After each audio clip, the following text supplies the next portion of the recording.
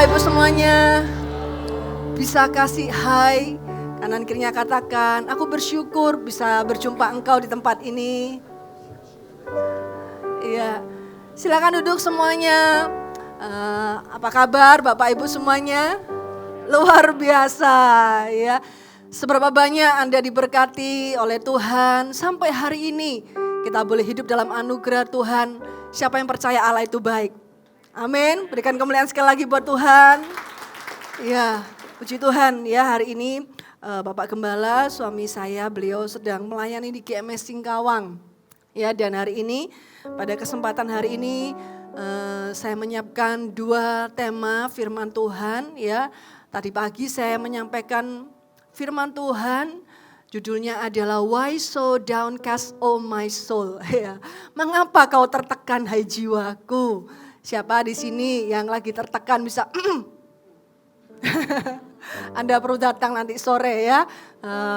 Sore nanti kita akan sama-sama belajar bagaimana sih menukar rasa hati yang gelisah, gundah gulana, enggak tenang, enggak damai. Saudara, bagaimana kita bisa menukarnya dengan damai sejahtera, sukacita yang melampaui segala akal. Jadi saya tunggu ya nanti sore, dan ibadah yang kedua ini saya sampaikan tentang 100% faith, 100% iman, ya, 100% iman, ya.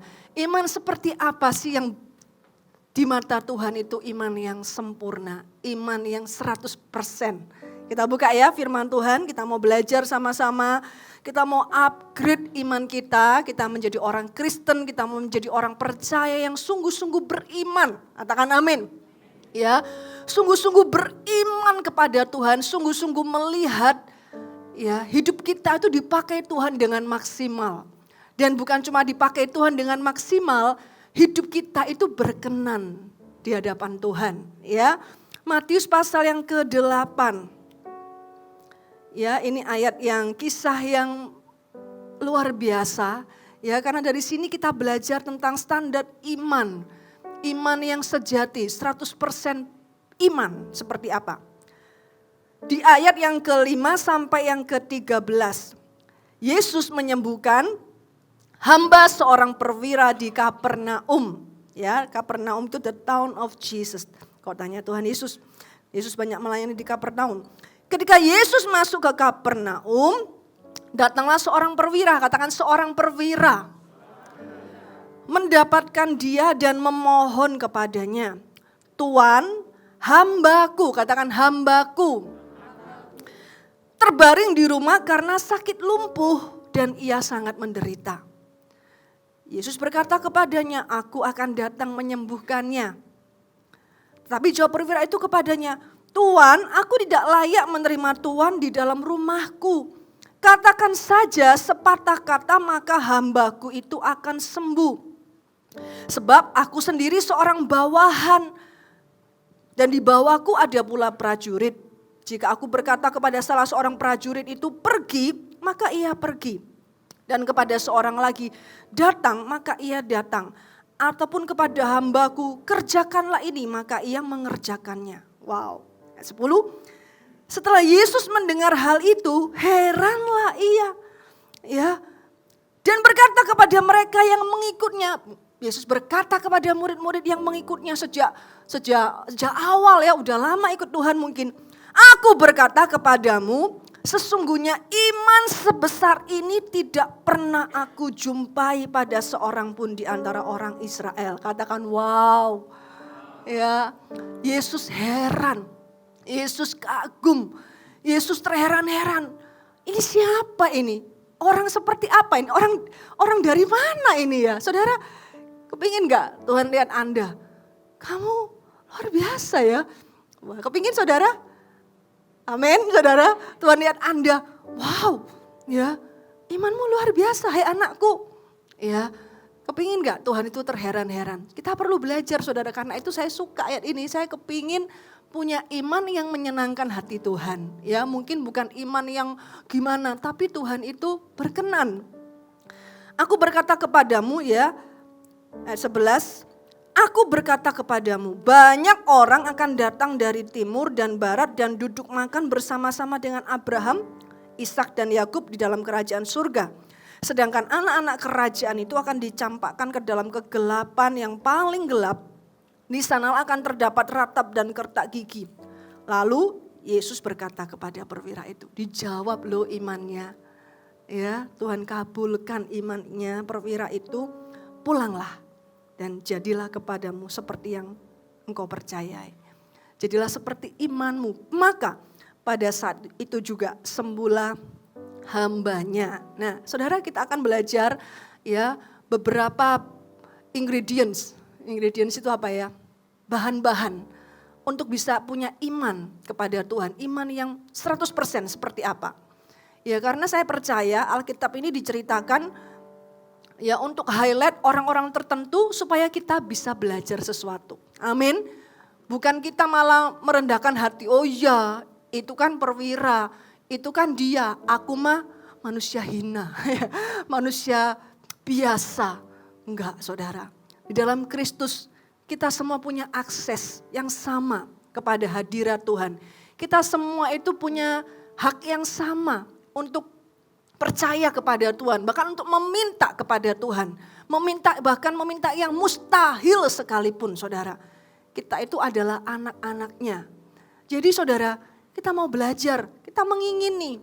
Ya, Alkitab itu kita baca, kita ingini. Tuhan, aku mau Tuhan. Aku mau hidupku punya iman yang semakin bertumbuh. Iman yang menyenangkan hati Tuhan seperti iman perwira ini. Gimana? Saudara, saya pelajari kenapa dari semua ya di Alkitab ini, saudara, di kitab Perjanjian Baru ini sangat menonjol iman perwira ini, bahkan merupakan satu-satunya orang dalam Perjanjian Baru yang mendapatkan pujian. Tuhan berkata, iman sebesar ini tidak pernah aku jumpai sekalipun di antara orang Israel. Ya. Jadi saudara, perwira ini adalah orang Roma, bukan orang Israel. Orang Israel itu orang yang sejak kecil diajar mengenai hukum Taurat. Mereka itu sudah hafal Kejadian, Keluaran, ya, hafal. Mereka tahu seluruh firman Tuhan. Tapi ternyata tidak bisa menandingi kualitas iman perwira ini. Ya. Mengapa perwira ini bisa punya iman yang mendapatkan pujian? Apa sih yang istimewanya dari perwira ini? Bukankah banyak orang juga datang kepada Tuhan? Tuhan sembuhkan, Tuhan anakku. Semua orang banyak datang kepada Tuhan, percaya bahwa Yesus sanggup menyembuhkan. Yesus punya kuasa menyembuhkan. Tapi kenapa? What is so special dari iman perwira ini? Ya, saudara, dikatakan di ayat yang kelima. Ya, Yesus ayat yang ke-6, Tuhan, hambaku terbaring di rumah karena sakit lumpuh dan ia sangat menderita. Saudara, orang ini kenapa begitu spesial? Ini luar biasa. Karena orang ini punya yang namanya kasih. Katakan kasih. Seorang perwira itu jabatannya sangat tinggi. Ya, pada zaman ini saudara, hamba itu seperti budak. Gak ada harganya, seperti barang. Mau dibuang, bahkan saudara pernah ya kalau hamba namanya budak itu pada zaman itu gak ada nilainya, diperjualbelikan, dibeli. Bahkan ketika tuannya kedinginan, kalau musim dingin itu hamba itu boleh loh, gak apa-apa, gak ada hukumannya. Dibelah perutnya, dikeluarin, terus kaki tuannya dimasukkan di dalam perut ini hambanya, budaknya, supaya hangat. Bayangkan serendah itu seorang budak pada waktu itu. Enggak ada harganya, enggak ada nilainya. Tapi lihat, perwira ini bisa punya hati untuk hambanya. Bisa punya hati yang mengasihi dan berkata kepada Tuhan, Tuhan tolong ya hambaku ini sakit Tuhan. Bukan anaknya loh saudara, hamba. Tuhan akan melihat ketika saya percaya ketika Tuhan itu jalan. perwira, hamba bagi Tuhan. Tuhan langsung tertarik. Wow, orang ini peduli ya, punya hati. Saudara, berapa banyak hari-hari ini kasih itu semakin dingin. Orang itu gak peduli lagi dengan sesamanya. Yang penting dirinya, yang penting aku. Ya, aku dan aku. Makanya di dalam kasih yang dingin itu saudara sulit ditemukan iman. Iman kepada Tuhan, iman yang peduli kepada orang lain. Yang rela membawa orang lain datang kepada Tuhan. Ya, 3 minggu ini saudara, gereja kita ini kita terbuka. Ayo siapa yang sakit, ayo ajak ya ke gereja ini. Karena kita sama-sama rindu berdoa, mendoakan orang-orang yang sakit, orang yang bermasalah. Karena kita rindu mereka mengalami kuasa Tuhan, jamahan Tuhan. Lahir dari apa? Kasih Tuhan. Ingin menjadi berkat. Saudara, itulah kasih. Ya, Tuhan melihat jauh dari perkataan hamba perwira ini. Tuhan itu langsung lihat ke hati. Saudara, kita gak bisa loh berpura-pura dengan Tuhan. Berpura-pura dengan manusia mungkin bisa, memanis mulutnya dan sebagainya. Tapi kalau Tuhan tuh ngomong sama seseorang, Tuhan lihat orang itu, Tuhan tuh lihat hatinya. Betul? Ya. Suatu ketika waktu Nabi Samuel itu diutus untuk memilih raja bagi orang Israel. Wah, anak-anaknya Isai keluar semua, gagah. Ya, yang pertama ahli perang, yang kedua. Wah, Samuel berpikir, wah yang mana ini Tuhan? Wah, cocok ini jadi raja. Wah, penampilannya, perawakannya. Wah. Tapi Tuhan berkata, Tuhan tegur Nabi Samuel. Engkau melihat yang di luar, tapi aku melihat hati. Katakan Tuhan melihat hati. Ya, Tuhan melihat hati kita, saudara. Tuhan melihat sampai ke dalam hati perwira ini. Tuhan sudah kaget, Tuhan sudah amazing. Wow, this is extraordinary guy. Ini orang yang enggak biasanya ini, perwira jabatannya tinggi, orang Romawi mau peduli kepada orang Yahudi, hamba yang sakit, lumpuh. Ya, jadi saudara, kenapa Tuhan tertarik? Tuhan berkata, iman sebesar ini tidak aku jumpai, ya. Di mana ayat yang ke-10? Aku berkata kepadamu, sesungguhnya iman sebesar ini tidak pernah aku jumpai pada seorang pun di antara orang Israel. Jadi bukan sok-sokan karena perkataannya, enggak, semua orang percaya pada waktu itu Yesus bisa menyembuhkan, tapi Tuhan lihat hatinya. Orang ini punya kasih, perwira ini punya kasih. Saudara, kasih itu seperti apa sih yang Tuhan mau? Kalau kita mau hidup kita itu mengalami Tuhan lebih dan lebih lagi. Saudara, kita harus tinggal di dalam kasih. Jangan pernah keluar dari kasih. Segala sesuatu yang kita lakukan di luar kasih, itu semuanya sia-sia. Ya, kita lihat 1 Korintus pasal 13. 1 Korintus pasal 13. Yang sudah menemukan katakan, I got love. Lagunya I got love. 1 Korintus pasal 13, kasih judulnya. Ya. Saya akan bacakan di ayat yang pertama sampai yang ke-9. Wow, ya.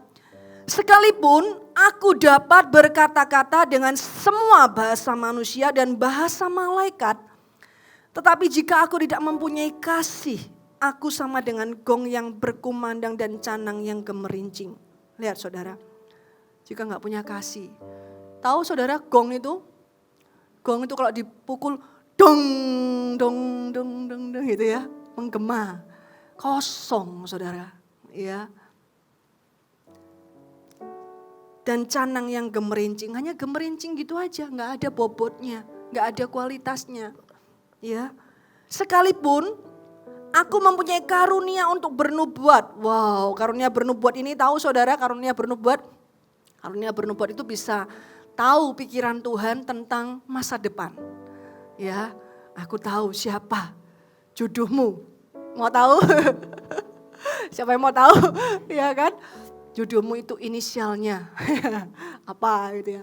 Hati-hati saudara ya, by the way ya, kalau area seperti itu jangan mudah percaya, harus diuji. Tapi ada karunia bernubuat yang asli, ya, karunia bernubuat yang asli, di mana itu datang dari pewahyuan Roh Kudus, bisa menyingkapkan masa depan seseorang. Dan aku mengetahui segala rahasia dan memiliki seluruh pengetahuan. Wow, sangat berhikmat. Ya, orang ini punya hikmat. Tahu segala sesuatu. Seneng ya ngomong mungkin sama dia. Wow, bisa diajarin, kita ngerti banyak hal. Dan sekalipun aku memiliki iman yang sempurna untuk memindahkan gunung. Lihat, tapi jika aku tidak mempunyai kasih, aku sama sekali tidak berguna. Jadi saudara, menjadi orang percaya itu harus tinggal dalam kasih. Jangan pernah kasih itu luntur dalam hidup kita. Amin. Katakan kanan kirinya, jangan kasihmu luntur ya. Ya. Nah, ini selanjutnya, sekalipun aku membagi-bagikan segala sesuatu yang ada padaku, bahkan menyerahkan tubuhku untuk dibakar, ya, orang-orang yang radikal, wah, mati. Aku siap demi agama, mungkin ya, siap demi Tuhan Yesus, ya, menjadi martir, ya. Tapi hati-hati, jika tidak mempunyai kasih, jika motivasinya itu bukan kasih, jika motivasinya nggak tahu motivasi apa selain kasih, salah di hadapan Tuhan. Motivasinya untuk kemuliaan diri sendiri kah, atau untuk dapat pujian kah, atau apapun lah, sedikit pun tidak ada faedahnya bagiku. Lihat, kasih itu sabar. Kasih itu murah hati. Ia tidak cemburu. Ia tidak memegahkan diri dan tidak sombong. Ia tidak melakukan yang tidak sopan dan tidak mencari keuntungan diri sendiri. Ia tidak pemarah dan tidak menyimpan kesalahan orang lain. Ia tidak bersuka cita karena ketidakadilan, tapi ia bersuka cita karena kebenaran. Ia menutupi segala sesuatu, percaya segala sesuatu, mengharapkan segala sesuatu, sabar menanggung segala sesuatu. Kasih tidak berkesudahan, nubuat akan berakhir, bahasa roh akan berhenti, pengetahuan akan lenyap. Ya, saudara lihat, kasih tidak berkesudahan. Apa yang begitu spesial dan istimewa daripada perwira ini adalah karena bagaimana pada waktu itu, di mana budak itu tidak ada harganya, tapi orang ini, perwira ini memanusiakan hambanya. Tahu saudara, memanusiakan, mempedulikan. Bukan hanya seperti barang, walaupun pada waktu itu seorang budak itu hanyalah sebuah nilainya sama seperti barang. Nggak bisa dinilai jiwanya, perasaannya, apalagi udah nggak peduli. Hanya sekedar dipakai. Tenaganya, mungkin kekuatannya. Hati Tuhan terharu. Tuhan melihat orang ini punya kasih. Dia mau bela-belain datang kepada Tuhan Yesus. Untuk apa? Untuk minta kesembuhan bagi hambanya. Ya, jadi saudara, hari ini ayo kita cek apakah ada kasih dalam hidup kita. Ya, mungkin bukan diskriminasi para pria ya saudara ya, tapi saya mau cerita dari apa yang saya alami sebagai seorang ibu. Saya itu pernah dalam sebuah perjuangan hidup dan mati, ibu-ibu ya. Waktu apa? Melahirkan, betul ya. Waktu kita melahirkan buah hati kita. Ya, saya masih ingat ketika saya melahirkan putri anak saya yang pertama. Saya itu sudah bukaan 10 saudara ya. Wah, bukaan 10 tapi enggak bisa dilahirkan. Akhirnya sudah bukaan 10 harus operasi saudara ya. 2 kali ya saudara ya, harus operasi sesar. Subuh-subuh jam 1 itu saya masuk ke ruang operasi.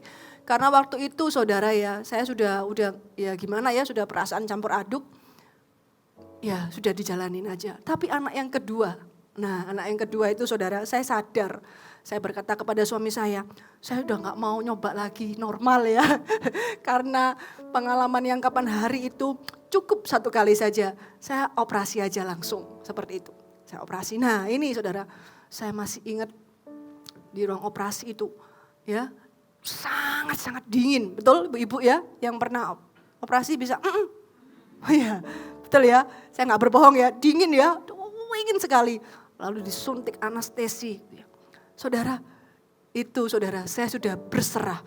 Aku berserah, saudara, sudah berserah saudara gimana pun ya. Pokoknya gak ada yang tahu saudara ya. Masuk didorong gitu ya, di ranjang itu masuk. Wih semuanya putih saudara ya. Baru pertama kali dalam hidup saya semuanya putih, kemudian dingin sekali.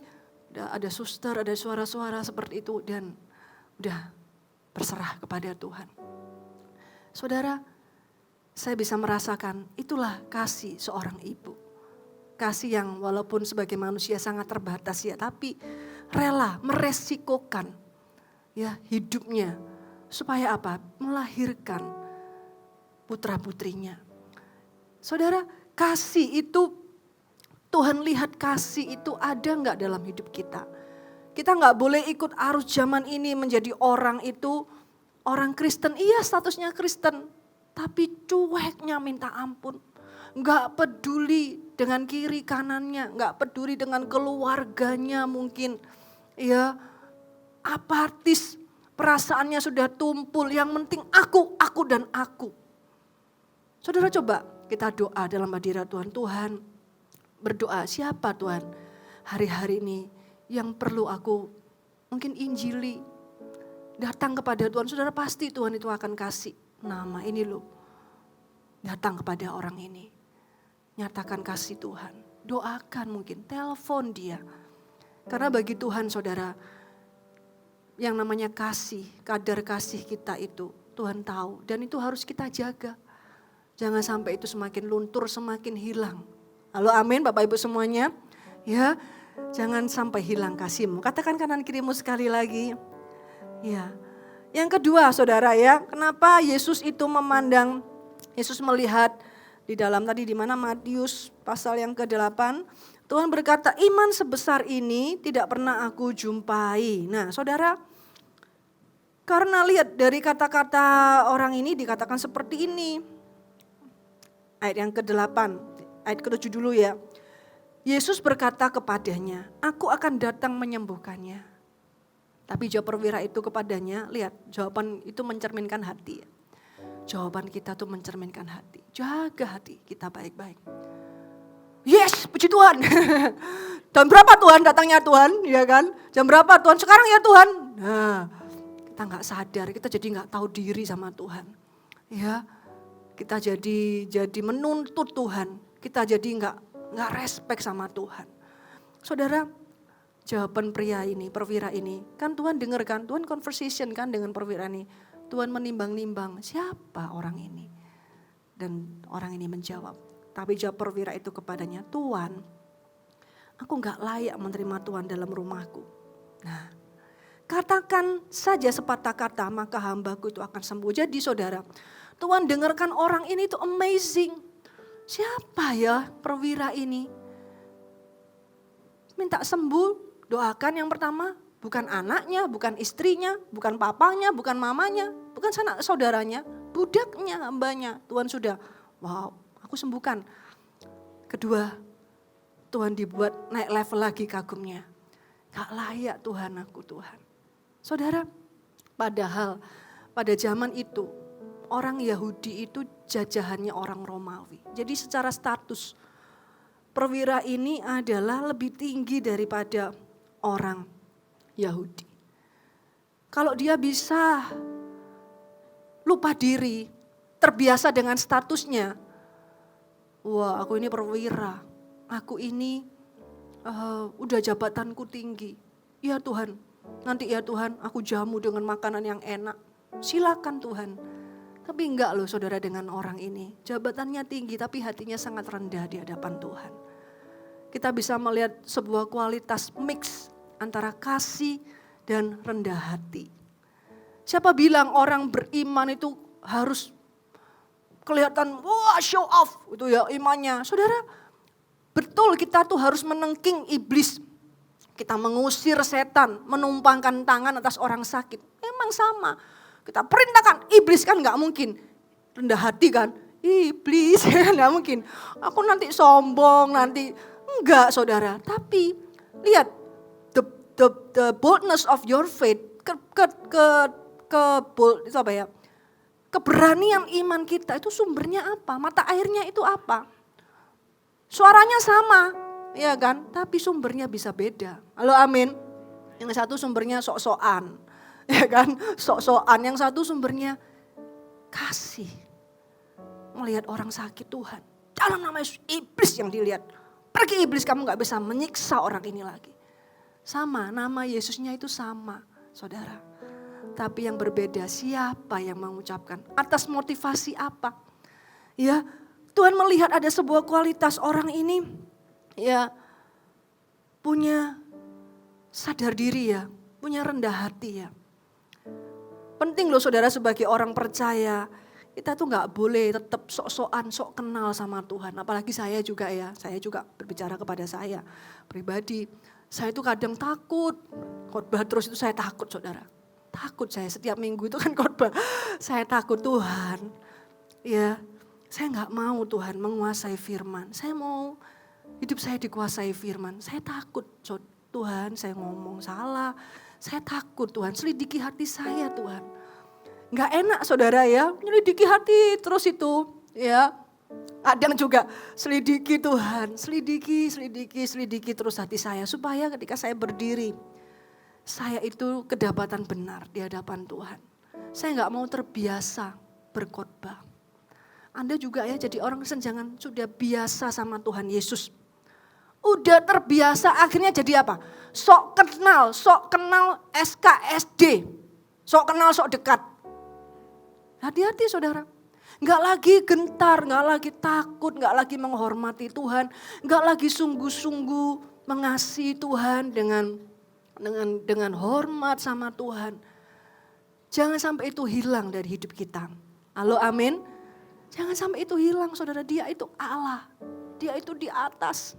Jauh di sana, kita tuh di bawah. Anda yang sudah mungkin leader, udah lama. Wah udah punya banyak pengetahuan, belajar firman sudah menguasai Kejadian sampai Wahyu. Dengarkan firman pun, aku tahu. Iya gampang, firman seperti ini. Hati-hati. Kita sudah mulai SKSD sama Tuhan. Ya SKSD, sok kenal sok dekat. Itu yang harus kita jaga saudara. Hati kita itu harus senantiasa dalam sebuah atmosfer hormat dan kagum akan Tuhan. Ya ketika mau melayani CG Tuhan, aku mempersiapkan firman, doa sungguh-sungguh. Jangan terbiasa ketika melayani, main keyboard. Ya, ya takut sama Tuhan. Bukan ketakutan ya saudara ya, bukan ketakutan. Tapi takut itu reverence. Ya, full of reverence. Reverence itu hormat, ada unsur hormatnya. Perwira ini saudara, Yesus itu kan orang biasa, seakan-akan Yesus itu orang Yahudi. Tapi orang ini perwira Romawi. Ini penguasanya saudara. Tapi dia lihat Tuhan, aku gak layak. Oh Tuhan sudah, spesial ini. Orang ini spesial. There is something about this man yang gak bisa diajarin. Ya. Yang nggak ada di dalam orang Israel. Ya, lalu selanjutnya saudara ya, dikatakan seperti ini. Katakan saja sepatah kata maka hambaku itu akan sembuh. Tuhan, tumpang tangan ya Tuhan. Pak Pendeta, ke rumah saya, tumpang tangan ya. Pak Pendeta, seperti itu. Tuhan, aku nggak layak ke rumahku. Tuhan ngomong aja. Satu kata. Bukan berkata-kata, satu kata. Ya, katakan saja sepatah kata maka hambaku akan sembuh. Lalu dia berkata seperti ini, sebab kenapa? Bukan maksa Tuhan ya, bukan nodong Tuhan. Tuhan katakan salah paham nanti ya, dijelaskan sama dia. Sebab aku sendiri ini seorang bawahan dan di bawahku ada pula prajurit. Jika aku berkata kepada salah seorang prajurit itu pergi, maka ia pergi. Dan kepada seorang lagi datang, maka ia datang.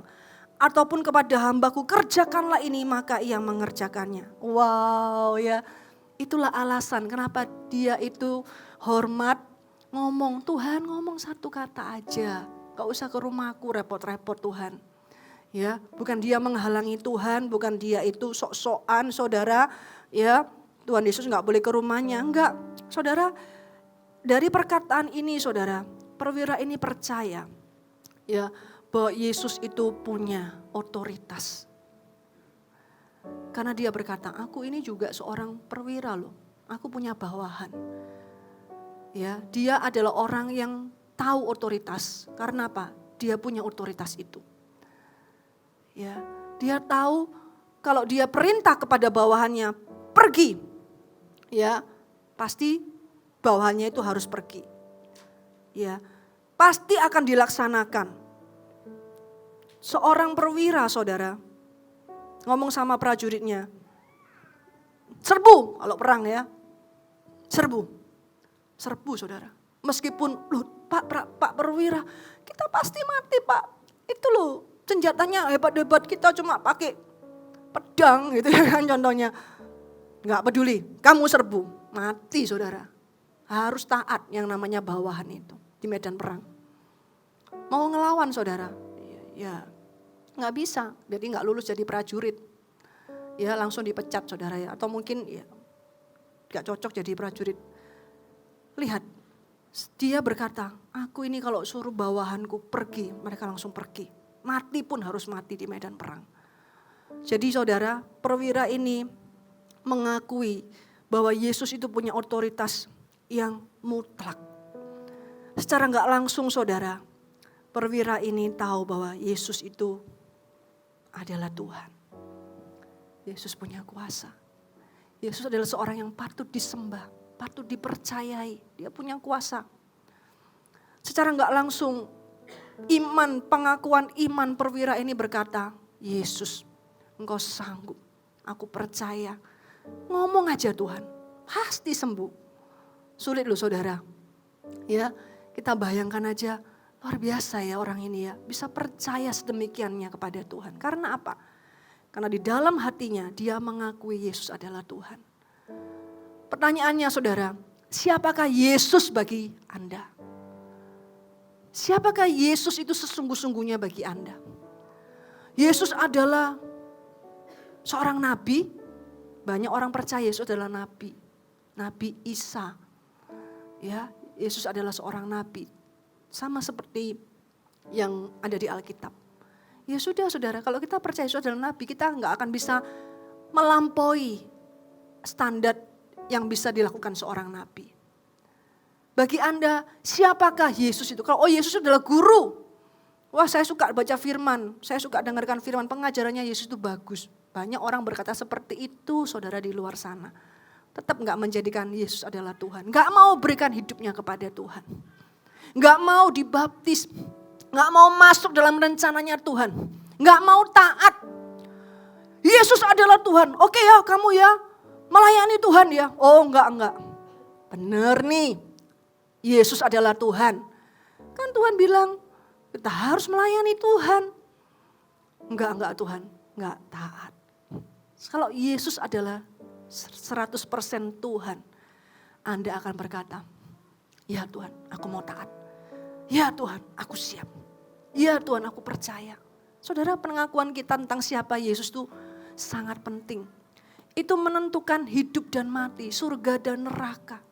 Jangan puas jadi orang Kristen hanya karena Anda Kristen. Tapi sesungguhnya Yesus sudah bergeser, gak lagi di posisi Tuhan dan Raja yang memerintah. Tapi dia udah bergeser sebagai apa?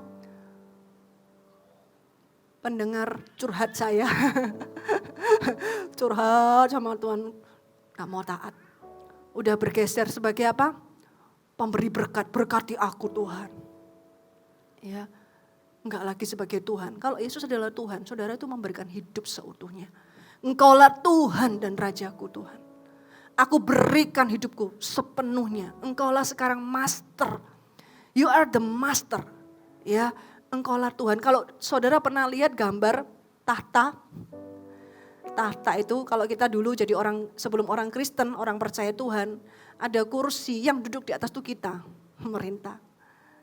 Setelah Yesus bertahta, kita undang dia sebagai Tuhan dan Raja. Itu salib. Sudah hidup kita udah gak bisa lagi menurut keinginan kita. Kalau Yesus adalah Tuhan, Anda harus mau ikut Tuhan. Ikut rencananya Tuhan, katakan amin. Ikut firman-Nya Tuhan, ikut kehendaknya Tuhan. Apa contohnya? Jikalau kau mau mengikuti aku, sangkal dirimu, pikul salib tiap hari. Bisa saudara, pikul salib setiap hari. Pikul salib itu artinya saudara, mau menyangkal diri, tidak mengejar apa yang menjadi keinginan kita, taruh semuanya. Pikul salib, gak masalah disalahpahamin orang, gak masalah dikatain orang, mungkin saya dapat chat, saya dikatain fanatik oleh keluarga saya, tapi saya mau terus berjuang untuk keselamatan keluarga saya. Bagus, ya, saya kasih api yang besar ya, send stiker, biar tambah terbakar. Saudara, ya kita lihat di dalam Matius pasal 16.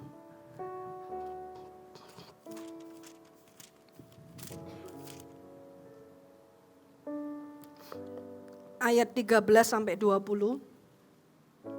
Pengakuan Petrus. Ya, pengakuan kita tentang siapa Yesus itu menentukan.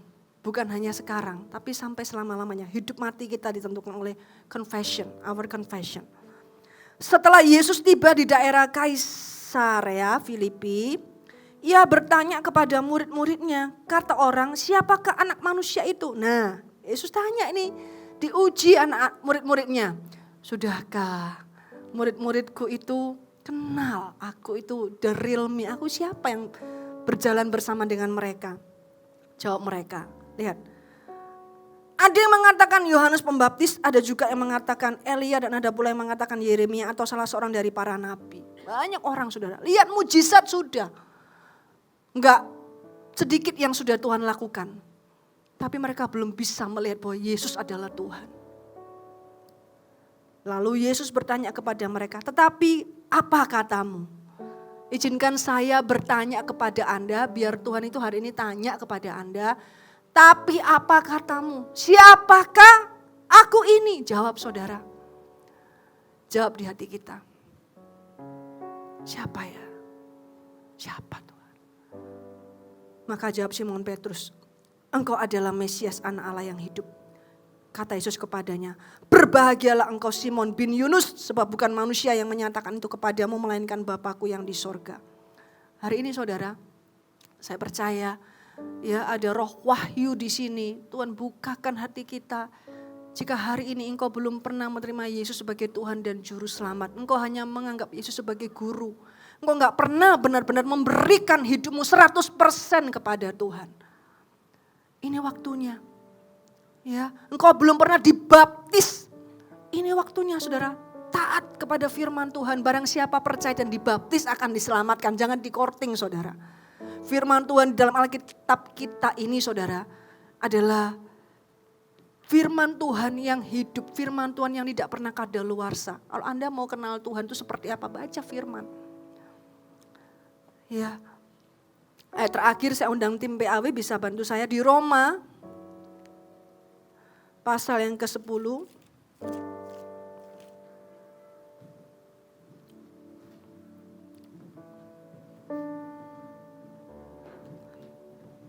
Roma pasal 10 ayat 9 sampai yang ke-10.